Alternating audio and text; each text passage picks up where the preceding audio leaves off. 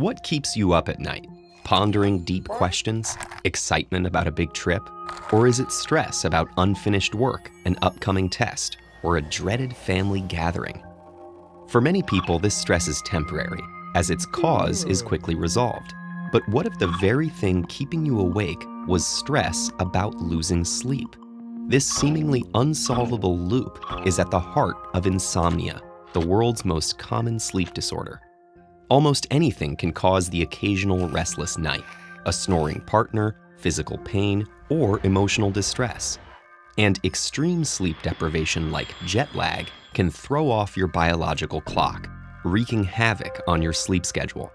But in most cases, sleep deprivation is short-term. Eventually, exhaustion catches up with all of us. However, some long-term conditions like respiratory disorders, gastrointestinal problems, and many others can overpower fatigue. And as sleepless nights pile up, the bedroom can start to carry associations of restless nights, racked with anxiety. Come bedtime, insomniacs are stressed.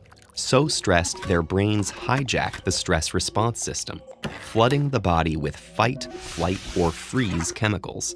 Cortisol and adrenocorticotropic hormones course through the bloodstream, increasing heart rate and blood pressure, and jolting the body into hyperarousal. In this condition, the brain is hunting for potential threats, making it impossible to ignore any slight discomfort or nighttime noise. And when insomniacs finally do fall asleep, the quality of their rest is compromised.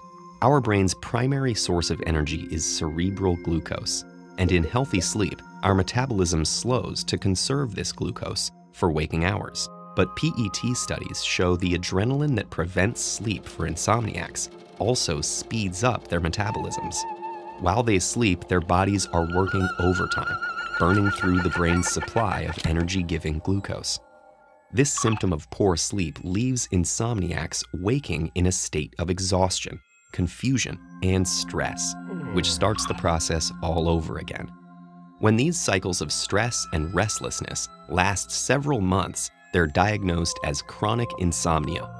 And while insomnia rarely leads to death, its chemical mechanisms are similar to anxiety attacks found in those experiencing depression and anxiety. So suffering from any one of these conditions increases your risk of experiencing the other two. Fortunately, there are ways to break the cycle of sleeplessness. Managing the stress that leads to hyperarousal is one of our best understood treatments for insomnia, and good sleep practices can help rebuild your relationship with bedtime.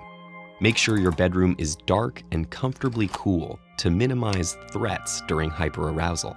Only use your bed for sleeping, and if you're restless, leave the room and tire yourself out with relaxing activities like reading, meditating, or journaling. Regulate your metabolism by setting consistent resting and waking times to help orient your body's biological clock. This clock, or circadian rhythm, is also sensitive to light, so avoid bright lights at night to help tell your body that it's time for sleep. In addition to these practices, some doctors prescribe medication to aid sleep, but there aren't reliable medications that help in all cases. And over-the-counter sleeping pills can be highly addictive, leading to withdrawal that worsens symptoms. But before seeking any treatment, make sure your sleeplessness is actually due to insomnia.